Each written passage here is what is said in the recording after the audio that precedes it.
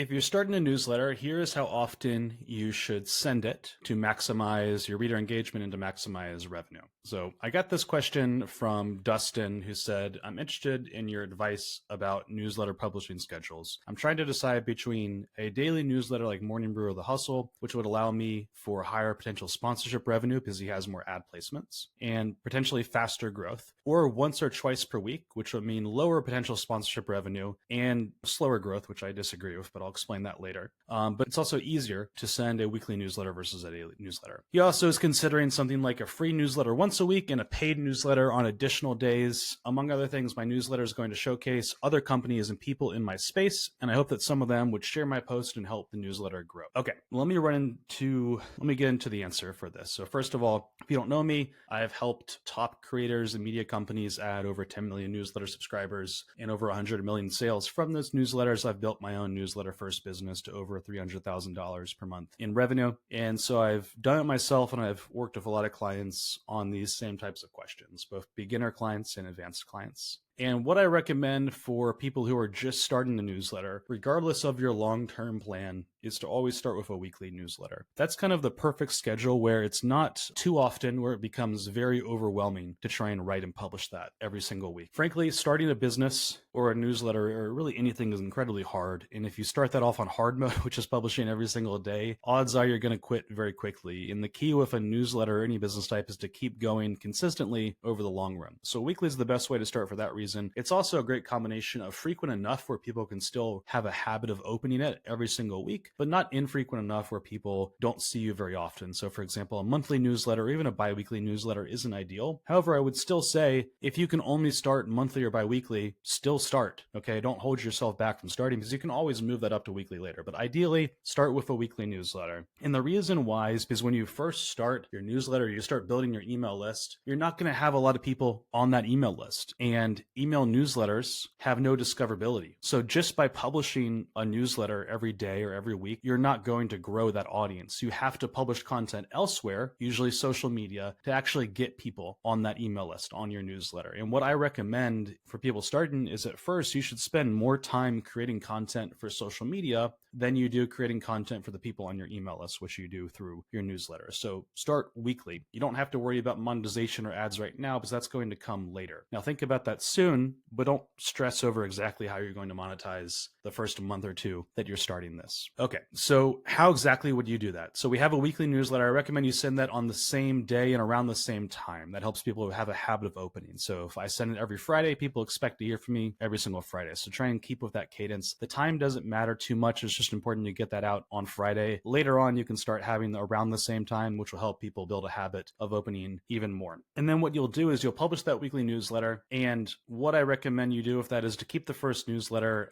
very short and simple to complete. So I'm talking a newsletter with between maybe 1 to 3 primary sections. Hopefully you can complete it in a couple hours or less so you can spend more time creating content for social media. And you shouldn't just create that newsletter, publish it to your small email list, and then never utilize that content again. You want to create once and then distribute that content everywhere. So you create that newsletter, let's say it's 500 to 1,000 words. You should be able to repurpose that newsletter into a minimum of 2 to 5 social media posts that you may post across one platform or multiple platforms. So for me, I publish on LinkedIn and Twitter. Those are my main social platforms. So every newsletter that I publish is turned into 3 to 5 posts on each of those platforms. If you're brand new to growing your social accounts, I wouldn't do multiple platforms. I would just pick one and go all in on that just to keep your focus because each platform is very distinct. The way you grow on Twitter is different than Instagram or LinkedIn or YouTube, etc. So just keep it simple and focus on one weekly newsletter and one social platform to grow. Now, how do we actually get subscribers from social media?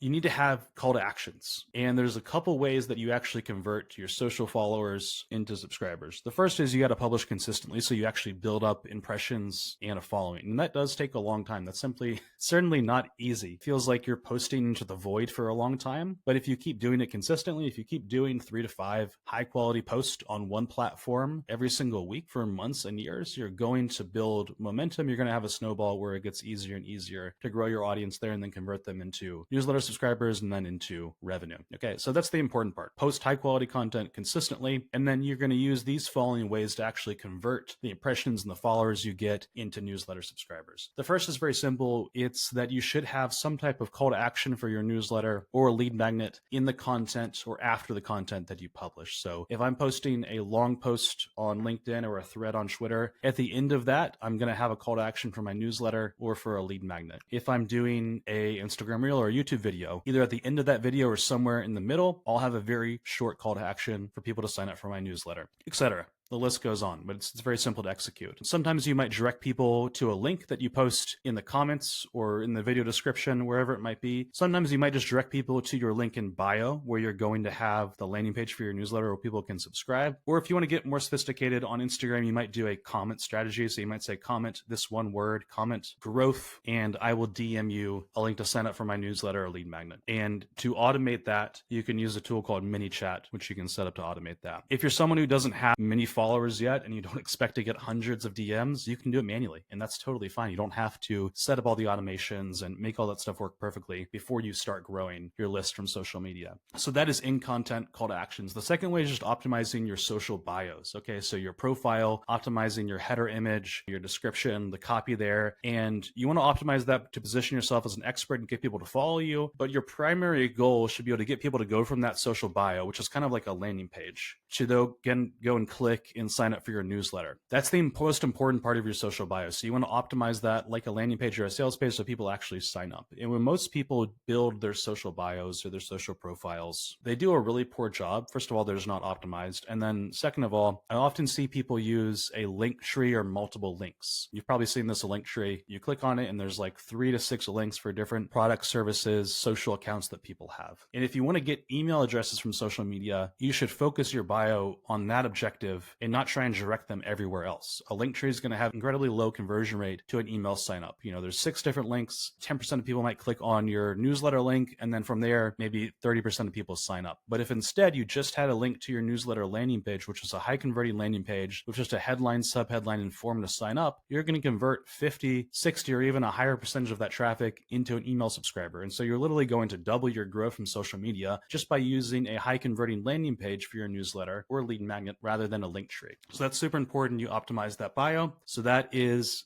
process number 2 to converting social followers to subscribers. Process number 3 is something I don't see done enough, and that's that you should DM everybody who follows you or connects with you on social media, especially in places where you can do that like Instagram, LinkedIn, Twitter, etc. If someone follows you, they're interested in what you have to say, they're interested in your content, and so you should let them know that you have a newsletter, because most likely you're going to be publishing your most valuable content in the long run to your email list and not on social media. And so you need to let people know that. On my website, newsletteroperator.com, I talk about how to do this, and I have some examples on how to do this. I won't break that down right now, but you need to send people a friendly DM after they follow you and ask them to join your newsletter. You could ask them a question first about what they're looking for from your account, or you could just send them a friendly reminder that, hey, thanks for following me. I have a newsletter. If you're looking for more content about this topic, I publish my best content here, not on social media, so click here and subscribe. So something very friendly and relevant to why they followed you. And keep in mind, I'm not talking about cold DMs. I'm not talking about DMing people who have never heard of you or never followed you. I'm talking about DMing people who are warm, who have already followed you, who have already showed interest in your content. They're way more likely to subscribe. Someone who is cold is never going to convert to a newsletter subscriber. So don't bother with cold DMs. That's not going to work for our goal here, which is newsletter subscribers. But warm DMs are going to work incredibly well. And if you're someone who's trying to get your first 1,000 to 10,000 newsletter subscribers, this is going to be one of the most powerful ways to do so. I still do this, and I have over 50,000 newsletter subscribers. The next strategy that you'll use to convert your social following subscribers is some type of bribe. A bribe is often called a lead magnet. So you're going to give something away for free in exchange for contact information. So you're going to create some type of digital thing, whether it's a PDF, a checklist, a short ebook, a Google Doc, Notion template, whatever you think is relevant to what you're helping people do and what people would actually sign up for. You're going to create a short lead magnet around that thing. I highly recommend you keep this short. So a lot of people I talk to make the mistake of, I'm going to create this incredible lead magnet and I'm going to spend hours writing a 50-page ebook about this thing, and I'm going to get so many signups from that. That is a massive mistake because you really have no idea what lead magnets are going to work until you actually start promoting them. And so I highly recommend you focus your lead magnet on solving a narrow problem for your potential subscribers. And the lead magnet should take less than 5 to 10 minutes to consume. So if it's a video that's less than 10 minutes. If it's a written document or some type of template, they can utilize that or read that in less than 5 or 10 minutes. Okay. So it's short, it's actionable, and it solves a narrow problem. Because the thing is, over time, you will create dozens of lead magnets, and some will work way better than others. So that's what you create. And then you can promote that in a number of ways. So in your in-content call to actions, instead of saying sign up for my newsletter, you could say sign up to get this thing. You're going to have a higher conversion rate from social media when you have a lead magnet versus just promoting your newsletter. You can advertise that lead magnet kind of in your bio. You can talk about it in the DMs that we just discussed. And you can also use a comment to get strategy. So you can make a post or a video about the lead magnet and why it's valuable. And then you can say, if you want this thing, comment the word blank and I will send it to you. And it's key that when someone comments the word and you DM them or message them, you don't just send them directly to the lead magnet. You send them to a landing page where they can enter their email address to get access to that lead magnet. So you're collecting the email first before they get access. So those are the 4 main ways. We have in-content call to actions, we have our social bios, we have warm DMs, and then we have lead magnets and comment to get strategies. And so if you're publishing content consistently, you're growing your audience over time, and you're doing those 4 things consistently, you're going to grow your newsletter from social media. And you're going to be able to do that because you're only publishing a weekly newsletter so that you can spend more time creating content and growing on social media to get people on that newsletter. And then once you have tens of thousands, hundreds of thousands of subscribers, then you can start publishing, and by subscribers, I mean email subscribers. Then you can start publishing more content to your email list because you now have people there that are worth sending to more often. You have a way to monetize more people. And if you're watching this, you probably realize that if you have an email list, those subscribers, that audience is financially 10 or 100 times more valuable than someone who follows you on social media. Now, when do you start sending more than once per week? Well, the answer is it really depends on the audience that you have, the problem that you're trying to solve, and the way you want to monetize. And so some people may never send more than once per week in a broadcast newsletter, and they may build a massive business that way. So I've done that myself. I only send a weekly newsletter, and I've built a very large business. And that's because my business doesn't rely on advertising. So I don't sell advertising in my newsletter. I'm not saying advertising is a good thing or a bad thing. It's just one strategy, and there's trade-offs to everything. So because I don't sell advertising, I don't need additional ad inventory. And the reason that you would send more than once per week is so that you have more ad inventory to sell. Because if you send once a week, you have maybe 1 or 2 ad spots you can put in that newsletter. But if you send 5 times a week, you have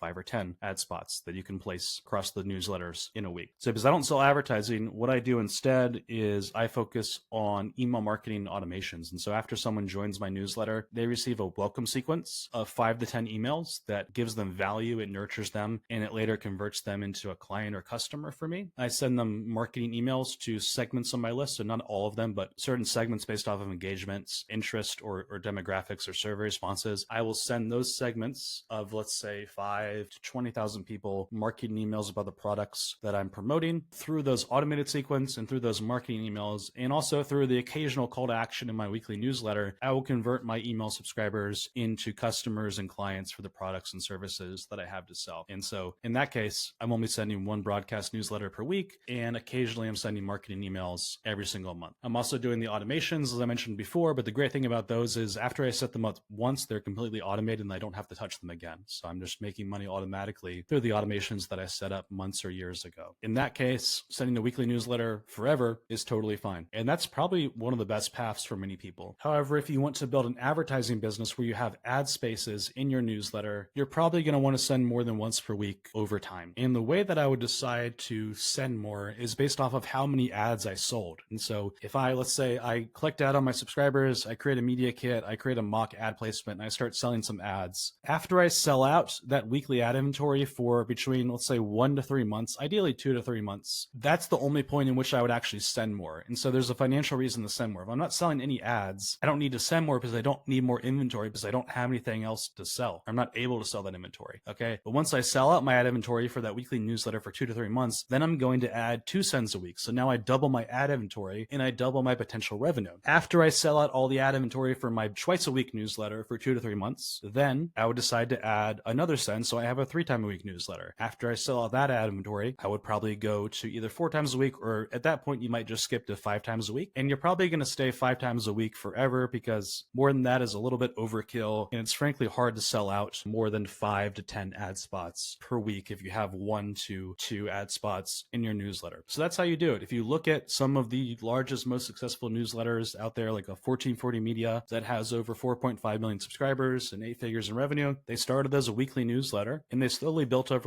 over time using that process to go to a daily newsletter that has, 1 to 2 ads per newsletter and 8 figures in ad revenue per year. So that is how you do it. If you have questions about this, post them in the comments below. There will also be a little forum where you can see our mailbag. And if so, you have a question that you want to ask me or my podcast co-host, Ryan, we will try and answer it on YouTube or in the podcast. And most importantly, if you want to see my best content on how to grow your newsletter and how to get your first 1,000 subscribers profitably, I'll put a link in the description where you can sign up and get that.